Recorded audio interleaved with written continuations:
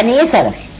يعني انه يتبع المتبعين لكتاب الله وسنة رسول الله صلى الله عليه وسلم، لكن ما هوش مظهر، ما هوش دقن ليها طريقة يعني معينة ومنفوشة يعني اسمحي لي دكتورة، يعني ارتداء الجلباب الأبيض بقى القصير يعني واطلاق اللحى هذه من سنن النبي صلى الله عليه وسلم، لكن ما تاخدهاش على انها دي بتميزك عن باقي الخلق.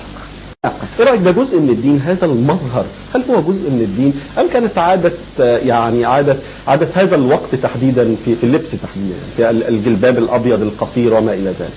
يعني لكل زمان صبغته المعينه، يعني الصبغه كانت ايام سيدي رسول الله كانت هذه البساطه في اللبس، ما كانش عندهم لا يعني ما بتعتبريهاش دين؟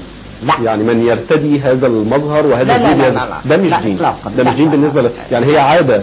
لا هي عاده او تقليد. طب تقولي ايه في احاديث النبي صلى الله عليه وسلم في تقصير الثوب، يعني اجتنابا للخيلاء وما الى ذلك؟ لكن اللي انا بشوفه ان في ناس اتخذوا من هذا الملبس تزكيه لانفسهم، يعني بيتآلوا على الناس، واحنا ما عندناش كده، يعني احنا ما عندناش جماعة الرهبان او جماعة يعني رجال الدين. اسمحي لي، هو انا يعني الحقيقة يعني لا دخل لي بالزي، يعني زي حضرتك، لكن يعني الحجاب بشكله المعتاد، انا مش شايف حضرتك لابسه الحجاب اللي هو اللي احنا بنشوفه، الحجاب اللي بيسموه الحجاب المصري المنتشر بنراه في الشوارع.